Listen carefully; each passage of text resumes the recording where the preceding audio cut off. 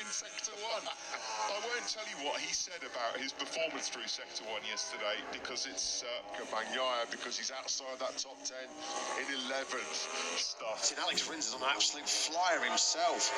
He's deep into the third split too, and Alex Rins up by a quarter of a second as well. So then, let's get Miller across the line. There's a minute left of this FP3 session. Miller was already through to Q2.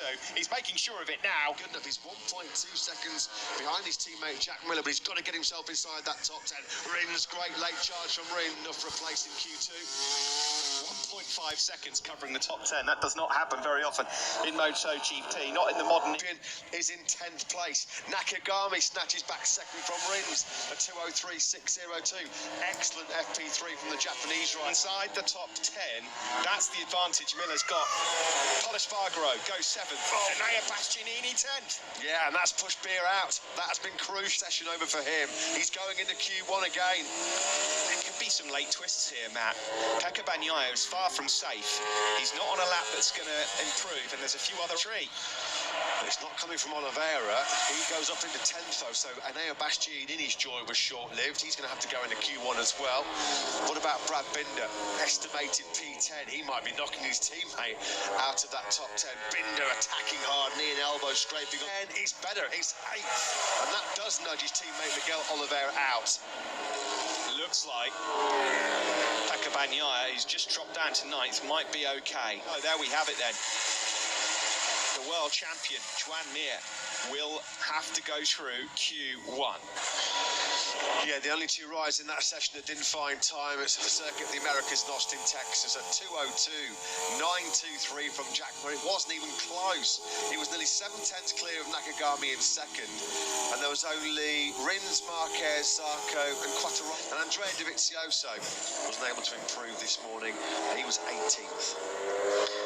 Good stuff from Taka Nakagami, second quickest there at 6/10 adrift. Jack Miller, that first sector was absolutely awesome. What it clearly shows is the confidence that he's got in that first sector. Now that Ducati turns, Sector 1 used to be the Achilles heel of the Ducati with its understeer issues. You've got to look into the second covering the top 10. It's 6/10 of a second between Miller and Nakagami, P1 and P2. This man will be happy. One side of the Suzuki garage at least. That with the bumps, he said, I expected it to be bumpy, but not quite as bad as this. But it was a rocky ride, but a fast ride when all said and done for Alex Rins at the end of that session. Aleix Espargaro. He's crashed out in that session. He did get back out eventually, but there is at no point in 2021 of high speed, wasn't it, for Luca Marini? He's just trying to build up momentum into that first sector. You can see how committed he was. The bike's gone a long, long way. Happily, Luca was quickly on his feet. And he was on. So Miller and Rins enter pit lane. What a stunning lap. What a stunning first sector for Jack Miller. Looking forward to seeing the sector times in a moment, just to see. Of course, to keep their man Pekka Bagnaia in the World Championship chase. Any help that can come from the Australian. On the deck, this is at turn 9. It's looking in great shape. Yeah, and the thing about really see a lot of movement from Jack's motorcycle, and there's the typical. So many big smiles on faces here. The American fans loving what they're seeing in FP3, with an afternoon of qualifying still to come.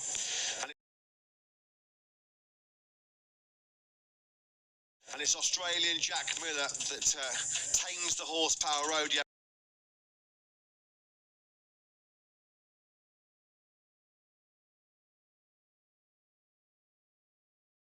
Brad Binder, who got up to 8th late on ahead of Pecco Bagnaia, and Jorge Martin. Just missing out was Oliveira and Bastianini. More woes for the world champion, Joan Mir down in 3rd.